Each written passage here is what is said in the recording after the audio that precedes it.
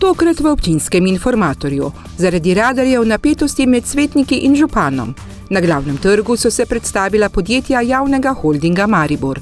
Slovesnost na Mariborski koči ob prazniku krajevne skupnosti Reka Pohorje. V Majšperku odigrali zanimivo tekmovanje v pikadu. V Lovrencu na Pohorju od oglja do iger do turnirja v odbojki. 16. srednjeveški dan na gradu Vurberg. V Mali vasi svečano odprli športno-igralni park. Slovesno odprtje prizidka vrtca v Spodnji Duplek. Lepo pozdravljeni. Na včerajšnji novinarski konferenci so nekateri svetniki mestne občine Maribor izpostavili potrebo po temeljitem preučevanju območij za omejitvijo hitrosti, predvsem o nedavno postavljenih radarjih in ležečih policajih. Svetniki menijo, da je najprej treba analizirati prometno ureditev na teh območjih, preden se razmišlja o morebitni postavitvi stacionarnih merilnikov hitrosti. Mestni svetniki Zdravko Luketič, Igor Jurišič in Lidija Divjak-Mirnik želijo, da mestni svet prav tako odloča o postavitvi radarjev, kot tudi o njihovih natančnih lokacijah. Kot pravijo, mora župan skupaj s strokovnimi službami pripraviti predloge za obe področji, tako za radarje kot za ležeče policaje. Kot rečeno, smo vložili predlog gradiva za sejo. Želimo zelo konkretno, da mestni svet tudi o radarjih kot takšnih glasuje. Župan mestne občine Maribor Saša Arsenovič je v odzivu dejal, da mestni svet ne more odločati o strokovnih vprašanjih. Pravi, da so radarji bili postavljeni na podlagi strokovne študije. Mestni svet ne more odločati o strokovnih vprašanjih, lahko poroča o političnih vprašanjih. Študija je bila narejena na podlagi strokovnih podlag. Mestni svet je seveda politični, ne pa strokovni organ. Radarji so bili vzpostavljeni na podlagi strokovne študije univerze in seveda v skladu z usmeritvijo Združenih narodov Evropske skupnosti, kjer je vsem jasno, da se ljudje preseljujejo v mesta, da urbani centri rastejo in seveda treba v samem mestu poskrbeti za boljše življenjske pogoje. Svetniki se s tem ne strinjajo, saj da velja zakon, ki določa. Konkretno govorimo o 112. členu zakona o cestah, ki govori, da se območja omejene hitrosti odrejajo torej z splošnim aktom, splošni akt je odlok in odloke sprejema mestni svet. Vprašanje, ali lahko župan samostojno določa stalne omejitve hitrosti na občinskih cestah, ali gre za pristojnost, ki pripada občinskemu svetu kot političnemu organu, saj gre za sprejem splošnega akta občine, smo naslovili na Ministrstvo za javno upravo, prav tako tudi na Ministrstvo za infrastrukturo. Odgovore še čakamo. Svetniki poudarjajo, da niso proti radarjem, a da zahtevajo strokovno utemeljitev za vsako lokacijo. Postavljeni naj bodo premišljeno, za varnost, ne zgolj za polnjenje proračuna, so dejali na novinarski konferenci. Ne govorimo, da je župan to naredil nezakonito, ker je naredil v skladu z takrat veljavnim zakonom, ampak naš predlog je, da se vsa območja 30 oziroma vsa območja omejene hitrosti prinesejo na mestni svet, da se odpre ena širša debata in da potem mestni svet tiste, za katere smatra, da so upravičene, tudi potrdi in enako o merilnikih hitrosti, ker je ne samo lokacija, ampak pomemben tudi režim delovanja. Torej, kot sem dal primer, ob osnovni šoli v času pouka, naprimer med 7 in 17 uro. Divjak-Mirnikova je še opozorila na voznike skuterjev in električnih skirojev, ki jih radarji ne zaznajo. Zavzela se je za strožji nadzor v mestu in predvsem v pešconah, kjer je vožnja s temi vozili prepovedana. Problem objestnega in pa nasilnega obnašanja strani predvsem tistih mladoletnikov na skuterjih in pa tudi nekaterih, ne rečem ne samo mladoletnikov, na e-skirojih, seveda skoraj po pravilu brez čelade, ki so po našem mnenju bistveno večji problem. Zakaj? Zato, ker gre za strmo naraščajoč trend objestnega in pa nasilnega vedenja v conah namenjenih zgolj pešcem in pa kolesarjem. Jurišič pa je med drugim opozoril še na problem tako imenovanega divjanja po mestu, ki se dogaja predvsem po noči, ter predlagal okrepljen nadzor. Tile, ki se dobijo za to, da bodo z avtomobili tekmovali, itak gredo v zavestno kršitev, ki je daleč presega omejitev, torej odvzem vozniškega dovoljenja, in tem divjakom ne bo noben problem zakriti tablice ali pa tablico snet. Torej pomeni, mi bomo videli nek avto brez tablic, ki je vozil 115 po Gorkove ulice in s tem tale radar tega ne bo ustavil. Predlagali bodo 4 sklepe, s katerimi želijo spodbuditi razpravo in zagotoviti strokovno podlago za te odločitve. Prvi, da župan v sodelovanju s strokovnimi službami pripravi podrobno poročilo teh testnih meritev. Sklep je malo daljši, ampak da ne tratim časa. Po drugo točko, da glede na to, da se je število kršitev, da je bilo na nekih območjih v primerjavi študijo celo večje, kot je tam predvideno število torej predvidena gostota prometa, da se dodatno iz te študije predstavijo strokovne podlage, ki so bile v študiji povzete, kajti nelogično je, da imaš na nekem odseku več kršitev, kot je sploh predvideno število vozil.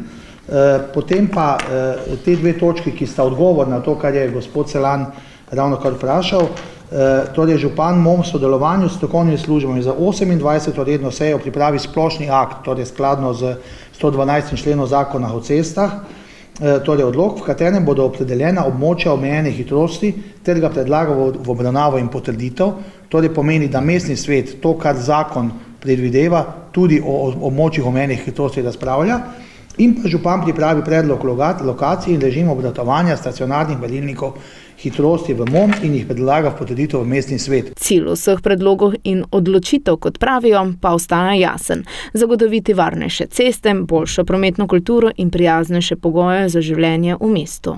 Ob 5-letnici delovanja javnega holdinga Maribor so se na glavnem trgu v tem tednu predstavljala podjetja, ki delujejo v okviru holdinga. Tudi Energetika, Nigrad, Snaga, Mariborski vodovod in Šport Maribor. Mariborčani so lahko v teh dneh na glavnem trgu izvedeli več o delovanju podjetij, ki so vključena v javni holding Maribor, hkrati pa tudi razne nasvete. Okrog energetike, kako poteka zadeva, kako se znižuje, čeprav je to, kako bi rekla, nepogost slučaj, ne? Ampak vendarle ne. Tako da, bila sem pa oni dan še pri Snagi, kjer sem bila tudi zadovoljna. So mi dali seznam za ločevanje odpadkov, kar je zelo pomembno, ker mnogi tega še ne znajo ločevati, ne? Ali pa zamešajo. Ja, na predstavitev Energetike je prišlo več odjemalcev, se jih je zanimalo veliko. Nekatere zanimajo cene v naslednji prihajajoči kurilni sezoni, nekatere zanimajo njihove čisto osebne težave z časom, pa temperaturo tople sanitarne vode in podobno. Energetika Maribor je sicer v zadnjem času imela kar nekaj pridobitev in posodobitev. Najnovejša pridobitev je naš kotel na lesno biomaso, ki pomeni korak v smeri diverzifikacije naših virov na eni strani, na drugi strani seveda je to, da še vedno obvladujemo sistem daljinskega ogrevanja, da ni bilo večjih izpadov, da ni večjih izgub vode zaradi okvar na omrežju, zaradi tega seveda je treba pohvaliti naše sodelavke in sodelavce, ki je ogromno časa, energije vložijo v to, da so tako naprave kot omrežje v primerni kondiciji tudi za prihajajočo kurilno sezono. Na glavnem trgu so postavili tudi velik gol za merjenje moči brce, koš za metanje žoge in kolo. V okviru 5. obletnice javnega holdinga Maribor smo izkoristili priložnost, da imamo možnost se predstaviti v centru mesta in smo rekli, če smo Šport Maribor, naša misija je povezovanje športnih potencialov, da moramo v bistvu akcijsko in pa športno obarvati našo predstavitev tukaj, zato smo tudi pripeljali vse rekvizite zraven. Predstavila so se tudi druga podjetja, ki delujejo v okviru JHMB. V prvih 5 letih so po besedah direktorja holdinga naredili veliko. Ja, kar se tiče prvih 5 let, smo izjemno veseli, da smo najprej skonsolidirali službe, torej podporne službe, imamo centralno izvajanje vseh javnih naročil, pri tem smo uspešni predvsem iz tega vzgiba in vzroka, ker vse recimo energente združimo, električno energijo, koliko je naše porabe in potem gremo na trg poiskati najboljšega ponudnika in s tem seveda, ker smo že veliki, imamo malce boljše pogoje. To je recimo en dober primer. Poudaril je, da lahko kot skupina dobivajo tudi nepovratna sredstva in vzpostavil med drugim prenos čistilne naprave na mestno občino Maribor. Ki je potem v upravljanje prejel Mariborski vodovod in smo beležili kar 2-kratno nižanje cene čiščenja odpadnih vod, kar je potem tudi pozitivno. To pomeni, da v javnem holdingu Maribor oziroma v skupini javnega holdinga imamo energijo, imamo znanje in seveda smo v službi ljudi. Pa ne samo Mariborčanov, ampak tudi širše, saj so podjetja vpeta tudi regijsko, kot na primer Mariborski vodovod, Snaga in Nigrad. O prazniku krajevne skupnosti Reka Pohorje, ki spada v občino Hoče - Slivnica, so se krajani in drugi zbrali pri Mariborski koči in obeležili praznik. Z njim so se tudi poklonili zgodovini, preteklosti in se zazrli v prihodnost. Vsako leto pride več obiskovalcev na Mariborsko kočo na slovesnost ob prazniku krajevne skupnosti Reka Pohorje. Kar pomeni, da dober glas seže v deveto vas in da ljudje vseeno znamo ceniti svojo zgodovino, znamo ceniti svoj kraj in da radi prihajajo na taka spominska obeležja. Ta krajevna skupnost je izbrala 3. september za praznik, da lahko z njim obeležijo spomin na požig koče med 2. svetovno vojno. Istočasno pa je to tudi dan in trenutek, ko obeležimo spomin in se spomnimo tega dogodka, spomnimo se 2. svetovne vojne, spomnimo se padlih borcev za našo svobodo. Tudi slavnostni venec se je položil, prižgala se je sveča. Ja, tudi to vsako leto položimo lovorov list, venec in prižgemo svečo in tu malo niže ob cesti je prav tako en spomenik. Tudi tam prižgemo svečko, enako naredimo ob 1. novembru. Dogodki, ki so se zgodili pred 81 leti, so pomembni, saj je bila takrat tam še zadnja postojanka okupacijskih oblasti, poudarja Kramar. Nedaleč po tem Sokolskem domu je bila oficirska šola njihova in tu so še bile potem skupine okupacijskih vojakov in z napadom na Mariborsko kočo in tudi na te domove bližnje in zmago partizanov, so v bistvu odtot za vselej pregnali nemško okupacijsko vojsko in okupacijsko oblast. In s tem so v bistvu osvobodili ta del, najbližji del Pohorja, najbližji Mariboru. Sam je prepričan, da je narodna osvobodilna borba zgradila močne temelje novi družbeni ureditvi. Tudi ukrepila v bistvu samozavest naroda in spoznanje, kaj narod zmore, kadar se bori z zavestjo in lahko bi tudi rekel zavestjo in srcem, z dušo.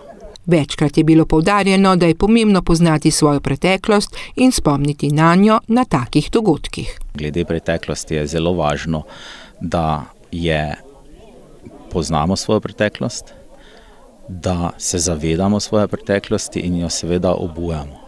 Pravzaprav hočem povedati, da ne pozabimo na njo, kaj se je dejansko dogajalo.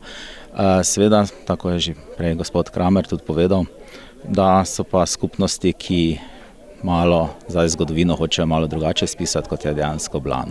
In to pač je njihovo.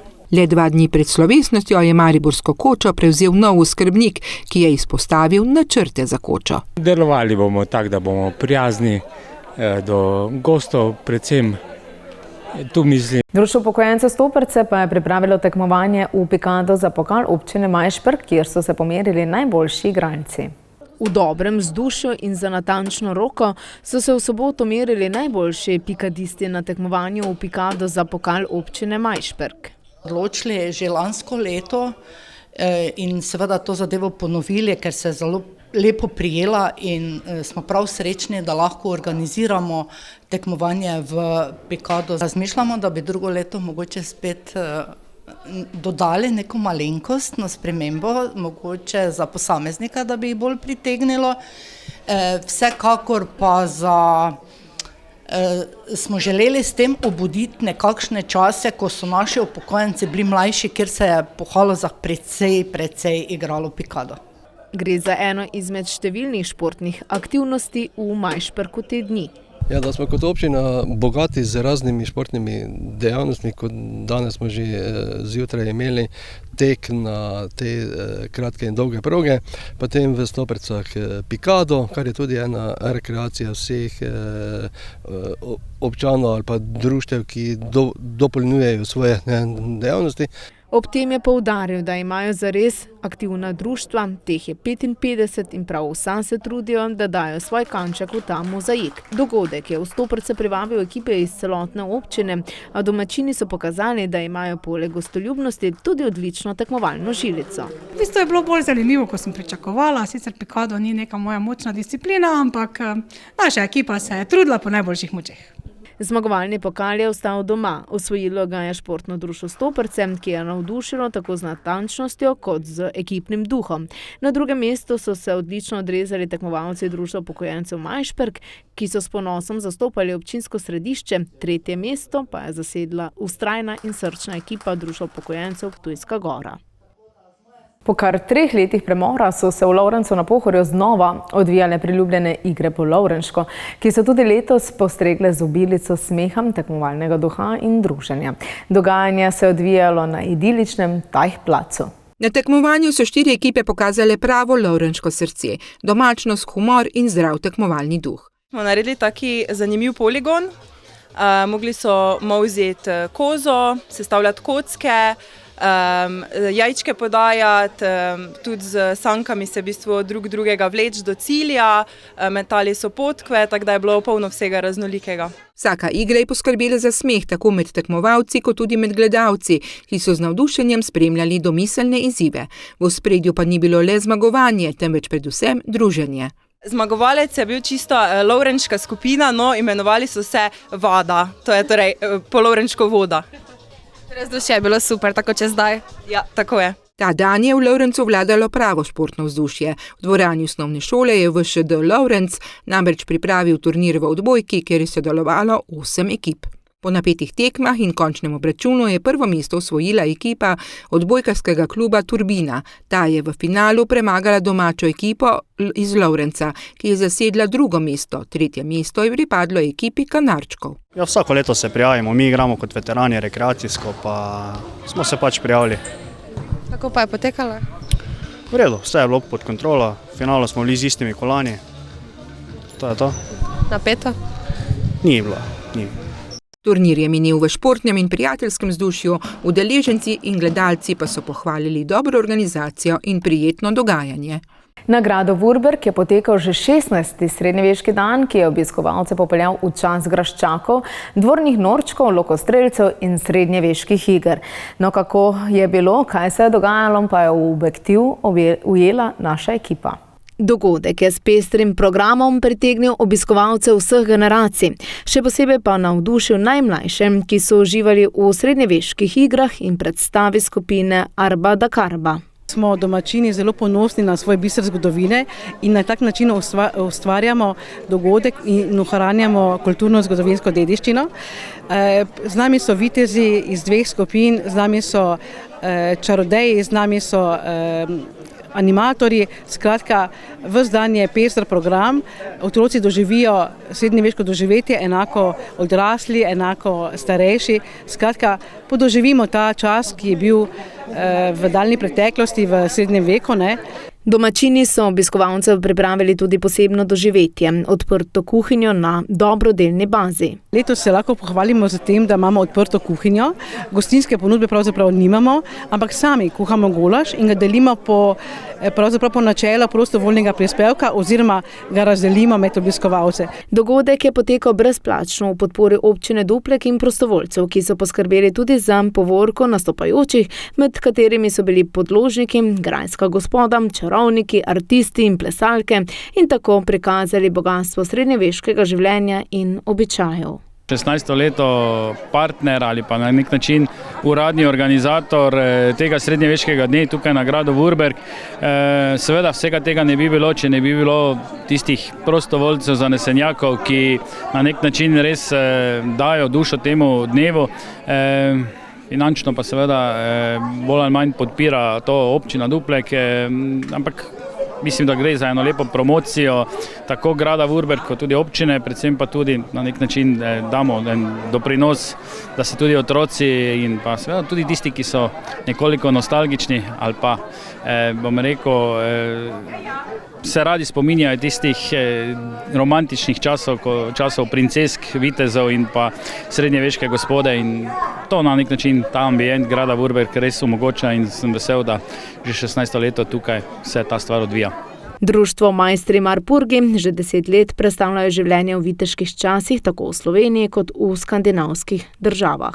Majstri Marburgi predstavljamo srednjeveško obdobje vikingov, torej predstavljamo življenje, kot bi izgledalo v vikinških časih, vikinški štori, vikinška oprema. Imamo s sabo nekaj iger, nekaj orožja, ki ga je možno testirati, nekaj naših ročnih izdelkov, naših knjižnih vrhunskih stvari. In naša poanta je, da imamo en interaktivni tabor. Ne delamo predstav, ampak nam prideš in živiš z nami, da vidiš, koliko se da pristno srednjeveško življenje. Prostor na gradu Vurberk so zavzeli tudi vitezi, ki so obiskovalcem predstavili viteško opremo, meče, oklepe in življenje v srednjem veku. Še posebej so navdušili otroke, ki so se z veseljem preizkusili v viteških veščinah. Naša skupina predstavlja srednji vek ali visoki srednji vek. Oblečeni smo bolj v verižno obleko, ne v oklepe, tisto je bil pa že visoki srednji vek. Udeležujemo se večine takih prireditev, ker je vedno dobra volja, dobri ljudje, dobra hrana in dobra pijača in se imamo zelo lepo. 16. srednjeveški dan na gradu Vurberk je obiskovalcem ponudil nepozabno popotovanje v srednjeveške dni. Ob pestrosti iger, predstav, viteških veščinah in okusih odprte kuhinje so se majhni in veliki obiskovalci zabavali, učili in spoznavali življenje graščakov, dvornih norčkov in pogumnih vitezov. V Mali vasi v občini Gorišnica so gasilci in gasilke prostovoljnega gasilskega društva Mala vas skupaj z drugimi uredili športno-igralni park, v katerega so gasilci in gasilke poleg sredstev vložili še veliko svojega dela. Park je namenjen vaščanom, ki lahko tam marsikaj počno.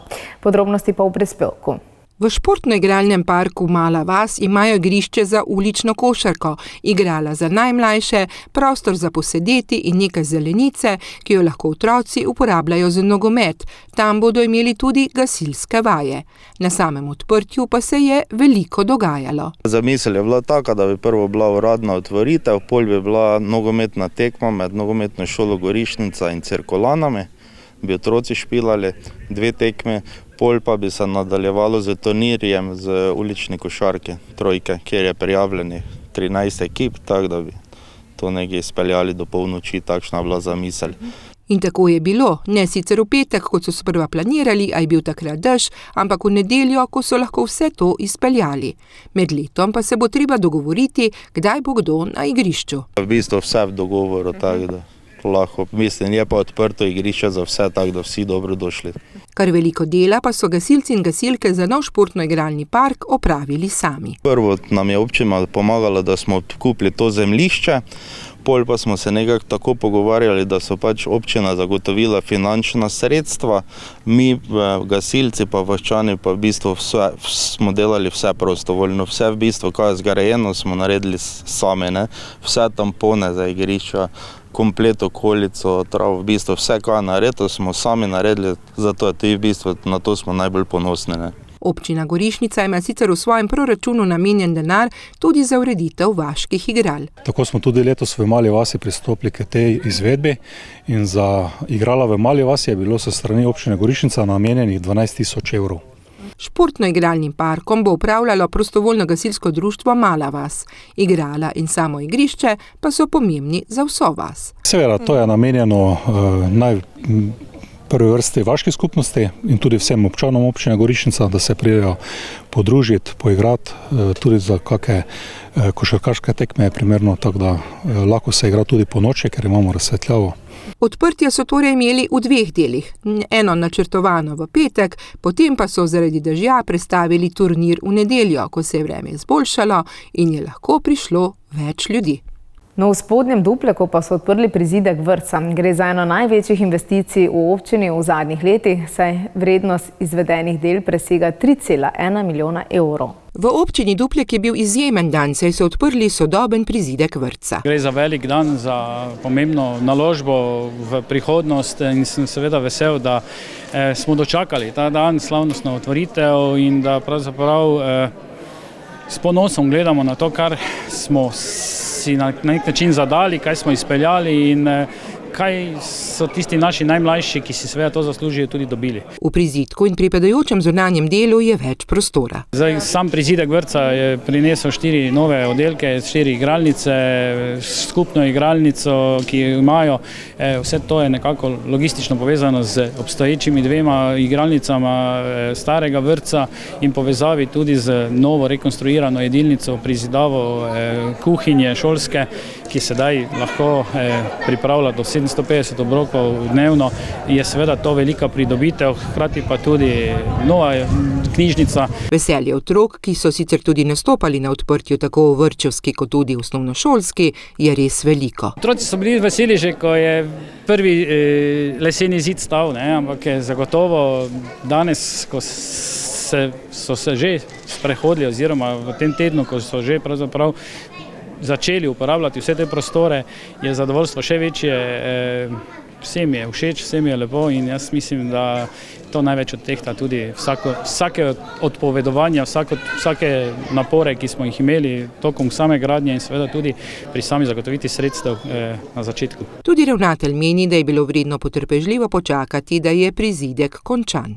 Vsi smo čakali, starši, strokovni delavci, otroci, da smo res dobili zdaj take optimalne pogoje za delo v vzgoji in izobraževanju na področju varstvene vzgoje v vrtcu. V vrtcu je že otroški vrvež vse od začetka septembra, prav tako v prizidku, ki so si ga na odprtju ogledali vsi prisotni. Strokovni delavci pa zaposleni smo nasmejani do ušes.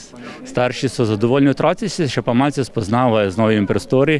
Najbolj zanimivo se jim igrače, novo pohištvo, ampak z vzgojiteljicami so hitro dojeli prostor in se dobro počutijo. Pomemben del sredstev je občina uspela pridobiti s sofinanciranjem, več kot 1 milijon evrov strani Ministrstva za vzgojo in izobraževanje ter dodatnih 200 000 evrov preko javnega razpisa Demo les. Država dodatno podpira, kadar je gradnja iz lesa, ker uporaba lesa je koristna tako za tiste, ki bodo v tem vrtcu, torej za otroke, koristna pa tudi širše družbeno, ker mi smo kljub vsemu gozdnata država. In zato imamo na razpolago v bistvu razpise, da občina kot pridobi vsa ostala sredstva, če je racionalna, zaprosi še nas in mi pač dodamo ta svoj delež, ki ga lahko dodamo, in jaz lahko občini in županu v Dupleku samo čestitam, da je to možnost izkoristil. Otroci in zaposleni se bodo tako dobro počutili v novem prizidku vrtca, ki je prostoren, zračen, narejen delno iz lesa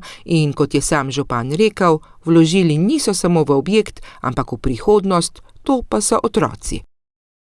Toliko za danes v oddaji Občinski informator. Poglejmo pa še, kaj nas te dni čaka v naših krajih. Ta konec tedna potekajo še prireditve v okviru občinskega praznika Majšperk. Jutri ob 14. sledi tradicionalno kožuhanje na Sestržah pod Sestrškim kozolcem. Ob 17. košarka 4x4, ki je namenjena Simonu Frangežu. V nedeljo pa bo potekal koncert ob 15. uri in sicer gre za koncert ob 25. obletnici kulturnega društva Mala vas v Gorišnici. Toliko za enkrat. Želim vam lep preostanek tega dneva in seveda pester in lep konec tedna. Srečno!